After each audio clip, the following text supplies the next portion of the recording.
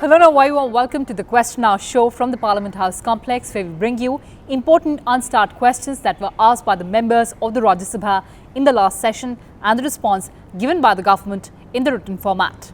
I'm Kriti Mishra and joining me is my colleague Akhilesh Suman. So Akhilesh, let's begin the Question Hour show. And the first question that we've picked up is from member PL Punya, and this one pertains to the Ministry of Earth Sciences. And Mr. Punya has asked whether it is a fact that there has been a continuous increase in the events of rainfall during southwest monsoon in central parts of India. Right, Kriti, it's a very important question as far as you know that our agriculture depends on rainfalls, and many other activities of the country depend on rainfall. You know that greenery is very important. So the question has been asked that is very pertinent, but the answer is also very important and interesting. The minister has said that studies show that the challenging climate scenario, central and northern India and western Himalayas have become more prone to extreme rainfall events. So it was a good rain in that way. Even though it cannot be termed as a direct cause, events like heavy rainfall in various parts of country have a possible linkage with global warming, since climate model simulations bring out intensification of extreme participation in various parts of the world due to global warming. Also, several scientific studies bring out the possible linkages of climate change with the sudden occurrence of rainfall extreme. So the government has nothing to take responsibility about the rainfall, because the rainfall is a climatic situation, the natural rainfall. But the government has also again said that under National Monsoon Mission, MOES has implemented two state-of-the-art dynamical prediction system for short, medium and extended range forecast and seasonal forecasts. All these initiatives have helped to improve the accuracy of forecast.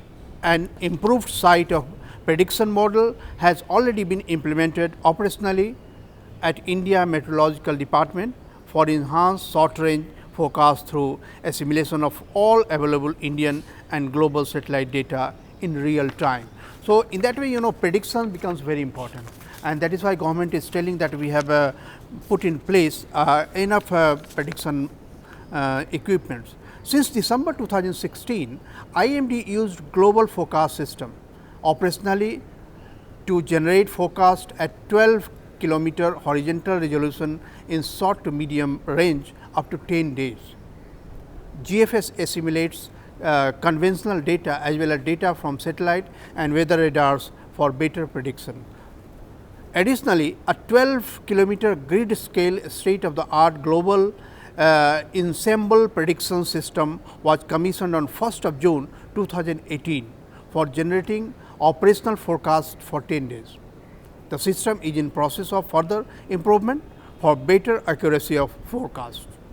So, Kriti, now I am coming with a question for you. Saroj Pandey, the BJP member, has asked the question with the Minister of Food Processing and Industries. The question is whether the country's food processing sector, which was worth rupees 24,665 billion in 2018, has the potential to touch 50,000 billion by 2024? If so, the details thereof. Quite ambitious understanding of the situation. What is the answer? Well, the response given by the government, Akhilesh, is very specific. Food processing industries have immense potential in the country, as India has huge diversified production base and low level of processing.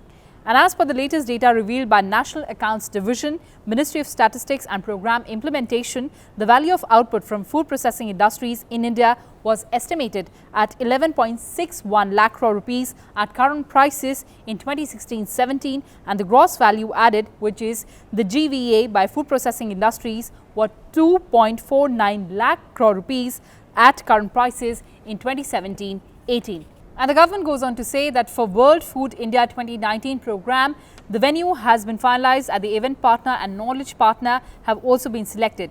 Engagement to ensure country participation is going on and many commitments are in pipeline. The first World Food India in 2017 attracted investment intent of about $13.56 billion from domestic and foreign investors. However, no specific targeted value of business or MOU has been set for World Food India 2019.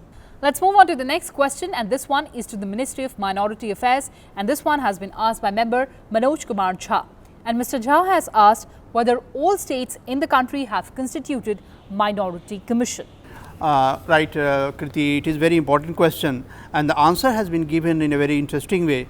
The question, answer is telling that 18 states have set up minorities commissions in the respective states, and these are the states Andhra Pradesh, Assam, Bihar, Chhattisgarh, Delhi, Jharkhand, Karnataka, Kerala, Madhya Pradesh, Maharashtra, Manipur, Punjab, Rajasthan, Tamil Nadu, Telangana, Uttar Pradesh, Uttarakhand, West Bengal have state minority commissions. So, these are the 18 states, and setting of the state minority commission comes under the purview of respective state government UT administration as per the information made available by the National Commission of Minorities, that is a statutory body constituted under NCM Act 1992. So, center does not have any prerogative whether it can direct the state government that you must, it is the state government's prerogative.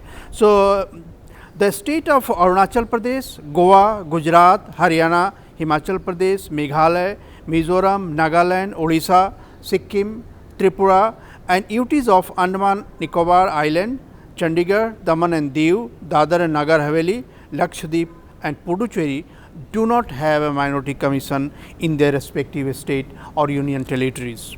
So, in the states and UTs where minority commissions do not exist, there are other departments and institutions under the state government to look after the redressal of grievances of the minorities. So, minorities are not taken care of in those states which do not have minority commissions. That does not mean that they are not taken care of. There are departments.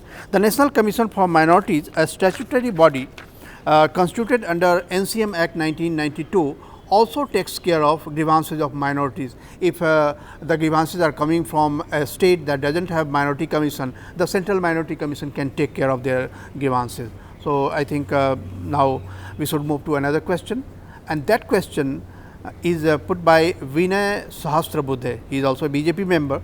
He is asking the question from the Minister of Shipping, that the number of projects which have been initiated as of May 2019 by the ministry under the Sagar Mala initiative. He is asking the data state wise. So, what is the answer? Because Sagar Mala is one of the most important flagship programs of Government of India. So, what is the answer?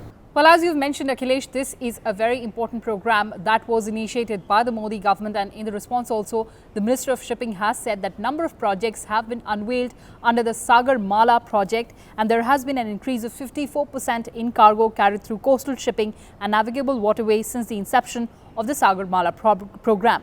Sagar Mala projects help in reducing logistics cost and thus promote exports. However, there is no direct correlation between the project and increase in exports.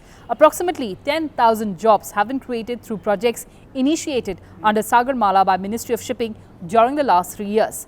This does not include man days of jobs created at construction stages of the project. Let's move on to the next question asked by member Kumar Ketkar, and this one is also to the Ministry of Shipping. And Mr. Ketkar has asked whether Government of India has allowed foreign ship to carry cargo which was being carried by Indian ship earlier. This is a very pertinent question, Kriti. You know that Government of India has planned that shipping should be increased, and that ocean economy should be increased because India has one of the biggest seashore all over the world. So, in that context, the question has been asked, and the answer is also very interesting. The answer is, in order to promote coastal shipping, the Ministry of Shipping, in exercise of power vested in the central government wide section 407(3) of the Merchant Shipping Act, had relaxed cabotage and allowed foreign flag ships to engage in coastal trade of India without obtaining license from the Directorate General of Shipping for coastal movement of the following: for specialized vessels such as RO, RO packs, hybrid RO, pure car carriers, pure car and truck carriers, LNG vessels, and over dimensional cargo or project cargo wide order dated 2nd September 2015. Exim empty container wide order dated 21st May 2018. Agriculture, horticulture, fisheries and animal husbandry commodities wide order dated 22nd May 2018 and fertilizer wide order dated 22nd June 2018. In addition, the Ministry of Shipping, in exercise of powers vested via section 4061 of the said Act, had allowed foreign flag ships chartered by a citizen of India or a company or a cooperative society to engage in coastal trade of India for movement of the above mentioned cargo without obtaining a license from the Director General of Shipping. B. The licensing condition has been relaxed for certain type of specialized foreign ships due to non-availability of adequate number of such Indian flagged vessels. Similar relaxation for specific cargoes, commodities has been made to make available additional vessels for carriage of cargoes on the coast of competitive freight rates. This would encourage modal shift from road and rail transport to coastal shipping and eventually benefit the end users.